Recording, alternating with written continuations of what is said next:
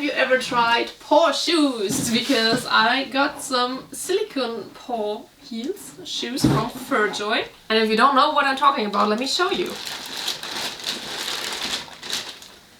This is what I'm talking about.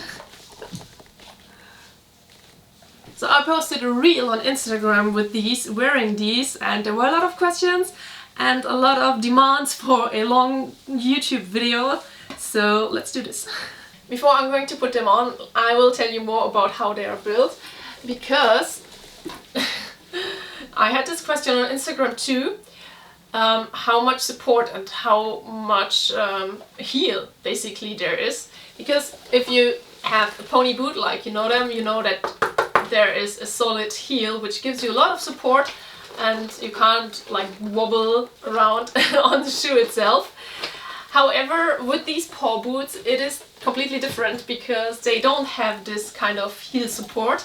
They are squishy and I can bend them, I can twist them around. The only thing that is really hard is this bottom part here.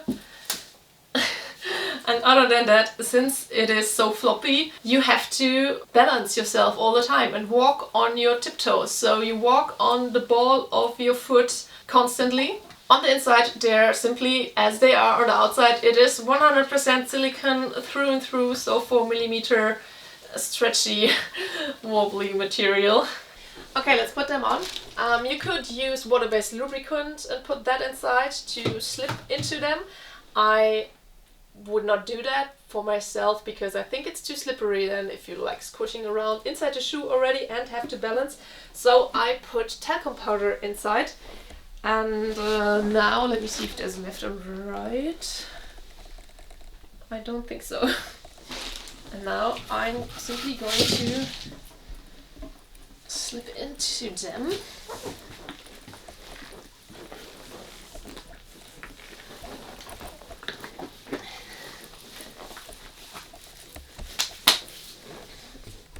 And for the next one, so with the amount of talcum powder I used, it's pretty easy. You can already see it's white inside, so I used a lot to get inside really fast.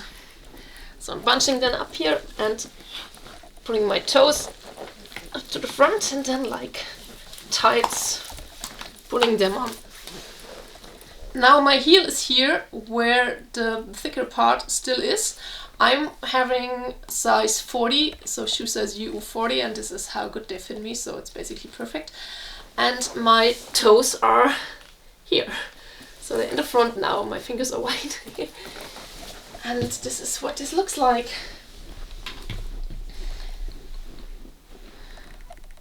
Now, standing up, and yes, I'm instantly on my tiptoes. So depending on your balance, this might be easier or harder for you. For me, it's totally fine.